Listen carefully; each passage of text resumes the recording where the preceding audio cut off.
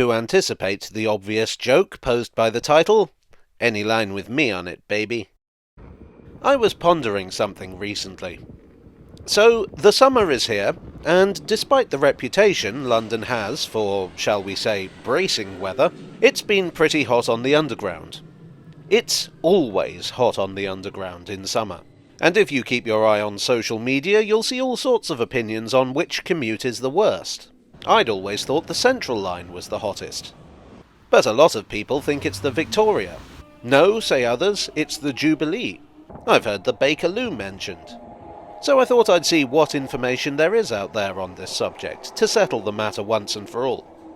So first of all, why is the Underground so hot in general? Well, lots of reasons. The hottest lines are all deep-level lines, constructed in narrow tunnels through the clay. There isn't really anywhere for heat to escape to. The combination of electrical equipment and millions of passengers means that heat builds up. Another factor comes, ironically, from the open-air sections of the tube. On a hot day, a train running in the open air is heated by the sun. When that train dives underground, the heat has nowhere to go. Since the tube opened, the average heat has increased down there by around 10 to 12 degrees centigrade. The most recent figures I've been able to find for the summertime temperature on the Underground come from last year, 2022, from TfL's own surveys.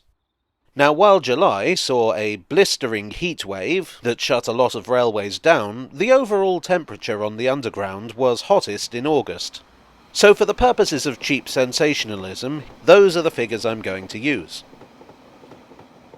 The coolest line was the Waterloo City, at an average temperature of 24.96 degrees centigrade. It's the shortest line with the fewest stations.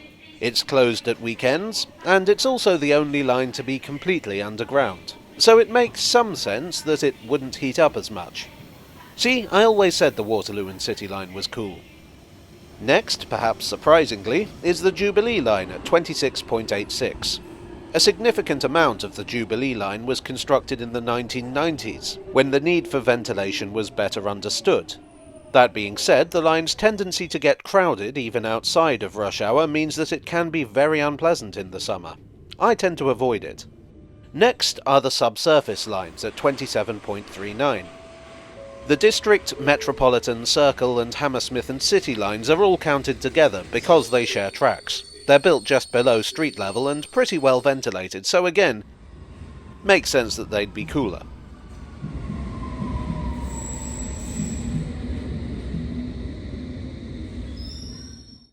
Then we have the Piccadilly line at 28.39 degrees. That's followed by the Northern line at 29.15. The first to pass 30 is the appropriately named Bakerloo line at 30.4. Number 2 is the Victoria line at 31.18.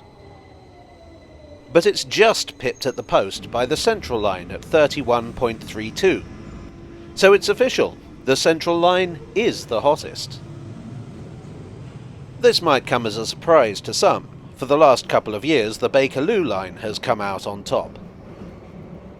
And with the opening of the Elizabeth line reducing the number of passengers on the central section of the Central line, you might think it would cool down. But apparently not. All that being said, there's not much in it. The outlier is the Waterloo City line, but other than that, the difference between the coolest lines and the hottest is less than 4 degrees. So, take a bottle of water with you, and good luck. Well, I hope you enjoyed this sweltering tale from the tube. If you did, please do leave a like and consider subscribing for more. I would like, as ever, to thank my donors on Ko-fi and Patreon and here on YouTube for your support. You are the mercury to my thermometer. And I will see you all very soon for another Tale from the Tube.